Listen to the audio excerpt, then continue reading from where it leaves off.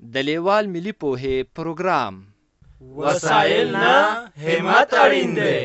د ټکنالوژۍ په مرسته زده کړه په هر کور، هر ځای، هر وخت او هر عمر کې پرته له ښوونکي او ښوونځي. ګرانو ستړي مه شئ، کتاب مو راواخلئ. دا د کتاب مخ دی. دا شنه ونه ګورئ، د کتاب شاته ګورئ. یو په منځ نیم شوی سور نر هم ورباندې شته. شاباس، اوس نو کتاب پرانیزئ. ما او میږی رنګول د نن سبق یا لوست دی. له ښوونکي شادګل سره میږی رنګول زده کوو. دا څه شی دی؟ سنډا دی. نه غوا ده. اوه دا خو میږی دی. راځئ چې دې ته رنګ ورکړو. کوم رنګ؟ زیړ یا نخودي؟ دا نو زیړ میږی دی. دغسې د ملا او د وروسته حصې تر منځ ګوري یو بله غوټه ده. دې ته به هم همدقه رنګ ورکړو.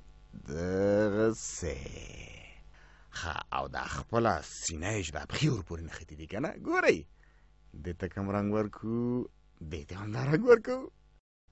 ما خو ویل چې دا زیړ میږی دی که نه. اوس نو دا ښکار دی، برید دی، دا انټن دی، دا څه شی دی؟ دې ته به لږ رنګ ورکړو که نه. دغسې او شو دا بلې دا یې بریتونه چې دې باندې حس کوي چې چېرته ځم او چېرته نه ځم که نه. اوس به یې دا پښه ونیسو. آفرین، نری نری پښې دي، پام کوه چې ژوبلې نه کې. آفرین. او دا بله پښه یې دې ته به هم همدغه رنګ ورکړو. دا لاندې بوټان. دا بله پښه یې دغسې. او دې وروستیو دوو پښو ته به یې هم همدا رنګ ورکړو.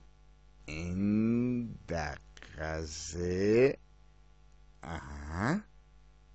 ای زوی لوی کې دا پښه ده که د هاکي سوټ یې؟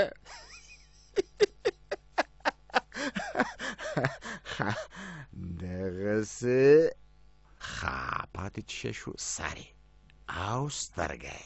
ګورئ زه وایم چې سترګې ته یې لږ شانتې دغه آسماني رنګ ورکړو د یوې حصې ته. ګورئ لږه ښه ښکاري که نه؟ آفرین. اوس به یې د خولې شاوخوا لږ شانتې یو بل رنګ ورکړو که نه. دا په دې معنا چې لږ کتغ یې خوړلی دی او خوله یې نه ده پاکه کړې. ښه، او سر ته یې همدغه زیړ رنګ ورکوو نو. او ګورئ چې څنګه ښکاري. دغسې پام لږ کوئ. دغسې ډېر ښه. تاسې لرې نه وګورئ. ګورئ سم میږی دی او روان دی. ځئ نو په مخام ګلونه. میږی رنګول دې زده کړل، اوس د متورې رنګوو. دا ټکي ټکي متورې لیکل شوی چې په سر کې یې د سره رنګ ټکی ایښودل شوی. دا د دې لپاره چې د متورې لیکل له دغه ځای څخه پیل یا شروع کیږي. د متورې پیل له همدغه ځای څخه کیږي. د متورې ته میم هم وایي.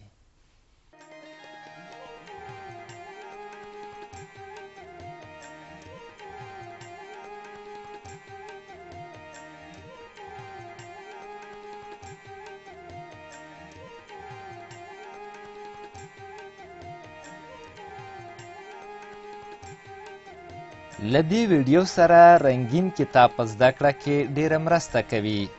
د کتاب ترلاسي لپاره پته ده LLS@leval.com 003 280 24 40. د نورو معلوماتو لپاره لیوال د لرې ښوونځي تګلاره وګورئ.